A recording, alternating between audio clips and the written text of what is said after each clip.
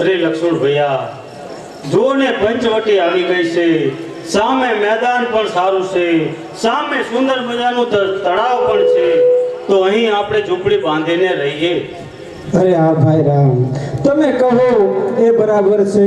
તો ચાલો હું અત્યારે ઝૂંપડી બનાવીને આપણે અહીંયા રહીએ. બહુ સારું લક્ષ્મણ.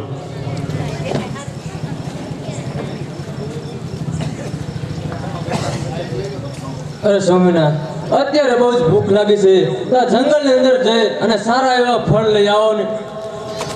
અરે બંધુ લક્ષ્મણ, વનમાં જઈ ફળ વીણી લાવો, પછી આપણે ભોજન કરી લઈએ. ભલે મોટા ભાઈ, તમારી જેવી આજ્ઞા. હું હમણાં જ ફળ વીણીને પાછો આવું છું.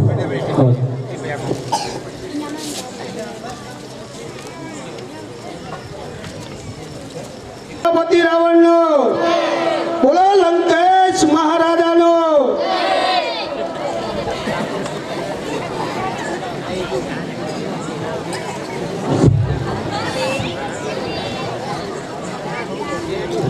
ઓહો, આ શું કહેવાય? લંકાપતિ રાવણ કોઈ દિવસ આટલા બધા ચિંતામાં ના હોય, અને આજ મહારાજ મને ચિંતામાં લાગે છે. તો લાવો એમને પૂછી જોવું કે આટલું બધું નિરાશ થવાનું કારણ. જય હો લંકાપતિ. અરે મહારાજ, કોઈ દિવસ નહીં, અને આટલા બધા નિરાશ કેમ જણાવશો? અરે વાલા મંત્રી, મને એક જ વાતની ચિંતા છે. વાયુ, વરુણ, ઇન્દ્ર મારા ઢોલિયાની અને મારી સેવા કરે છે. મને એ વાતનું કોઈ દુઃખ નથી. મને એક જ વાતની ચિંતા છે. અરે અરે મહારાજ, વાયુ, વરુણ અને ઇન્દ્ર જો આપણી ઢોલિયાની સેવા કરતા હોય તો એવું તો કેવું દુઃખ છે? જે હોય તે કહો. તમારો વાલો મંત્રી છે ને? સાંભળો મંત્રી, હાલ અત્યારે મારા જાસૂસે મને સમાચાર આપ્યા છે કે અયોધ્યાનો રામ 14 વર્ષ વનમાં જઈ રહ્યો છે. તેની સાથે જનકની પુત્રી દુલ્હારી તેના સાથે છે. તો અત્યારે મને મોકો મળ્યો છે, તો મારી પ્રતિજ્ઞા હું પૂરી કરું. અરે મહારાજા લંકેશ, એવી તે આપણે કઈ પ્રતિજ્ઞા છે કે તમારે પૂરી કરવાની છે? અરે મંત્રી, એક વખત સીતા સ્વયંવર રચાણો હતો. એ વખતે સ્વયંવરમાં હું પણ ગયો હતો. હાજી મહારાજા.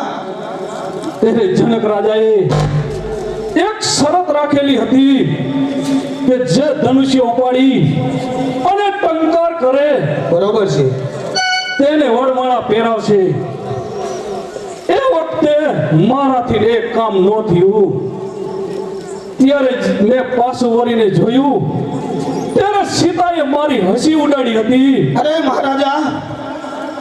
હા, ત્યારથી મેં પ્રતિજ્ઞા લીધી હતી કે સીતાને એક વખત મારા મહેલે ન લાવું ત્યાં સુધી હું જંપીશ નહીં. અરે મહારાજા, આમાં શું નવીન વાત છે? સરસ મજાનો મોકો મળ્યો છે, મોકાનો લાવો લઈ અને આપણી પ્રતિજ્ઞા પૂરી કરો મહારાજા. બરાબર છે મંત્રી. હાલ અત્યારે પંચવટીમાં કુટીર બાંધી રહેશે એવા મને ગુપ્તચરે સમાચાર આપ્યા. શું વાત કરો છો? અત્યારે હાલમાં વનવાસની અંદર એક કુટીર બાંધી રામ, લક્ષ્મણ ને જાનકીજી રહે છે. સરસ વાત કહેવાય. આવો મોકો નહીં મળે મહારાજા. આપણે ગમે તેમ કરી અને સીતાને ઉપાડીને તમારી પ્રતિજ્ઞા પૂરી કરો. અરે મહારાજા સાંભળો, જો અત્યારે રામ, લક્ષ્મણ ને સીતા ભેગા હશે નહીં તો સીતાનું હરણ તમે નહીં કરી શકો. એટલા જ માટે આપણા રજવાડાની અંદર ઘણા એવા યોદ્ધા છે, ઘણા બળવાન છે. એક ખાસ એક તમારા મામા મારીચ છે, જે ધારે તે રૂપ લઈ શકે છે. તો મામા મારીચને બોલાવી આપ રાજા છો એટલા માટે હુકમ કરો. બરાબર છે મંત્રી, તમારી જે વાત કરી એ બરાબર છે. તો હાલ અત્યારે મામાને બોલાવવા આયા. અત્યારે તમારી આજ્ઞાનું પાલન કરી અને મારો મંત્રી મામા મારીચને બોલાવે છે. અરે મામા મારી જ હાજર છે. આવો મામા મારીચ. આ લંકેશ પતિ રાવણ બોલાવે છે. અરે લંકેશને પ્રણામ. અરે મામા, તમારે અત્યારે એક મારું કામ કરવાનું છે. અરે ભાણા, તે હુકમ કરતા જે કે કામ હોય તે હુકમ કર મને. બરાબર છે મામા. હાલ તમારે પંચવટીમાં જવાનું છે. માયાવી શક્તિથી સોનાનું એવું મુરગલું બનો કે સીતા તમારામાં મોહિત થાય, અને જ્યારે સીતા મોહિત થાય ત્યારે રામ અને સીતા જુદા પડે ત્યારે હું સીતાનું હરણ કરીશ. નહીં ભાણા નહીં, આ કામ તો મારાથી નહીં થાય. તને પણ ખબર છે કે તારા મામા અનેક રૂપ લે છે. જો રામ અને સીતાને જુદા પાડું તે મને પાપ લાગશે. શું કહ્યું મામા? આપણે એક જાતના રાક્ષસ કહેવાય. આપણને પાપ શું અને પુણ્ય શું કઈ લાગતું જ નથી. મામા, મારા હુકમનો ઉલ્લંઘન કરશો તો હાલ તમારો હું વિનાશ કરીશ. લાવ, આ પાપી રાવણનું કીધું નહીં માનું તો આ પાપી રાવણ મને જરૂર મારી નાખશે. તો લાવ, આવડો મોટો અવસર આવ્યો છે તો અવસરનો લાભ લઈ લઉં.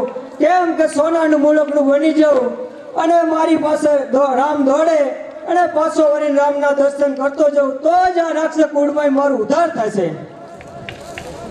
અરે ભણા, હું તારું કામ જરૂર કરીશ. બરાબર છે મામા.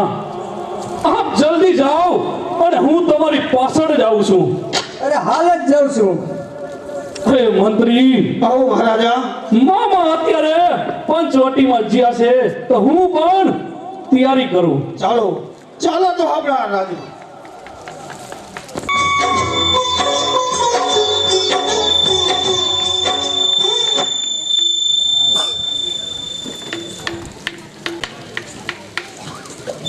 અરે સ્વામિનાથ, લક્ષ્મણ ક્યારના ફળ લેવા ગયા છે, હજી સુધી કેમ નહીં આવ્યા હોય? એ ચિંતા ના કરો, લક્ષ્મણ આવતા જ જણાય છે. અરે મોટા ભાઈ, લ્યો આ ફળ હું લઈને આવી ગયો છું અને આપણે જમી લ્યો. લો માતા, આ ફળ. અરે લક્ષ્મણ, ચાલો ત્રણે ભેગા બેસીને જમી લઈએ. ભલે મોટા ભાઈ, જેવી તમારી આજ્ઞા. તો ચાલો ત્રણે એક સાથે જમી લઈએ.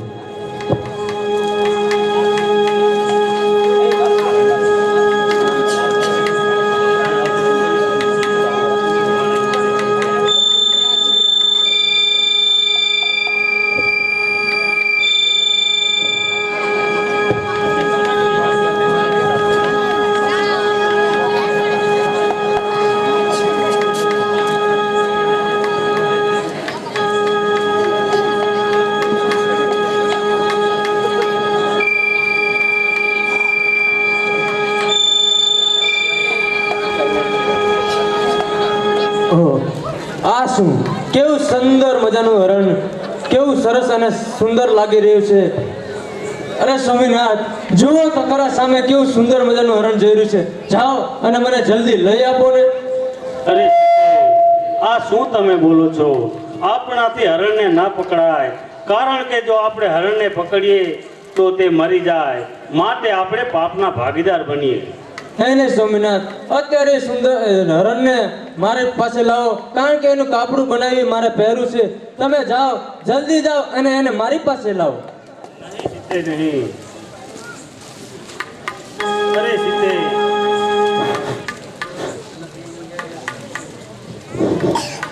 અરે સીતે, એ હરણને જવા દો અને ફળ જમી લો.